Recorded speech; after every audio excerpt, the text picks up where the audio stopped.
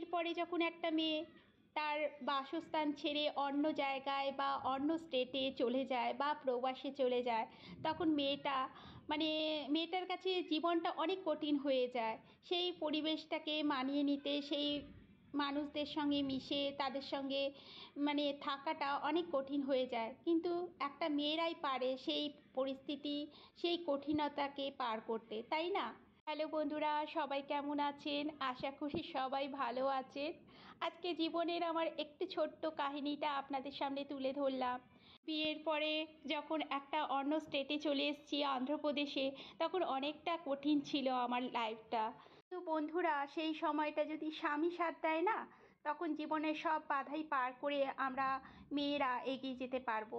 সেটা ভাগ্যক্রমে আমার হাজবেন্ড আমাকে প্রত্যেকটা মুহূর্তে সাহায্য করতো। তাই আমার অভিজ্ঞতা থেকে আমি একটাই কথা বলবো প্রত্যেকটা মহিলাকে, যে নিজেদের মনোবলটা একদম টুটতে দেওয়া যাবে না, একদম সজাগ রাখতে হবে, শক্ত রাখতে হবে। প্রত্যেকটা মুহূর্তের সঙ্গে যেন আমরা লড়তে পারি। চলুন, আপনাদের সঙ্গে কথা বলতে বলতে আমি মাছটাও ভেজে নিলাম। আজকে একটু মাছের ঝোল করব, একদম মাখা মাখা করব। মিষ্টি আর ঝালটা একদম কমই দিয়েছি। মিষ্টির বাবা নেই, অনেক কিছু সবজিগুলো এনে রেখে দিয়ে গেছিলো, আর মানুষটা না থাকলে না রান্নাও করতে মন চায় না। যাই হোক, মিষ্টি তো দিনের বেলায় খাবে না, রাতে ওর জন্য রেখে দেবো, আমি দুপুরবেলায় খাবো। একটা মশলা তৈরি করেছিলাম, পেঁয়াজ, রসুন, টমেটো, একটা কাঁচা লঙ্কা, এইসব দিয়ে পেস্ট করেছিলাম। সাথে একটু জিরে গুঁড়ো, ধনে গুঁড়ো, হলুদ গুঁড়ো একসঙ্গেই দিয়ে দিয়েছিলাম পেস্টের মধ্যে। দিয়ে ওই পেস্ট দিয়ে ভালো করে নেড়ে, ভালো করে কষিয়ে, তারপর গরম জল দিয়ে দেবো।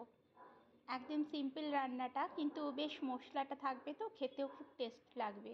কিন্তু ঝালটা একদমই কম ছিল, কারণ মিষ্টি খাবে। মিষ্টির বাবা খেলে তাও মিষ্টিটা আলাদা করতাম, কিন্তু আমার আর মিষ্টির জন্য আবার কেন আলাদা করব, তাই ঝালটা কমই দিয়ে দিলাম। মুড়ো দুটো ছিল, মিষ্টি তো খাবে না, আমাকেই খেতে হবে। আর মুড়োটা আমার ভালোও লাগে। হয়ে গেছে মাছের ঝোল রান্না, বেশ মাখা মাখা হয়েছিল। তরকারিটা বেশ ভালো হয়েছে, ঝালটা একটু কম হয়েছে। চলুন বন্ধুরা, আজকের ভিডিওটা তাহলে এই পর্যন্তই। ভিডিওটা কেমন লাগলো অবশ্যই জানাবেন। সবাই সুস্থ থাকবেন, ভালো থাকবেন।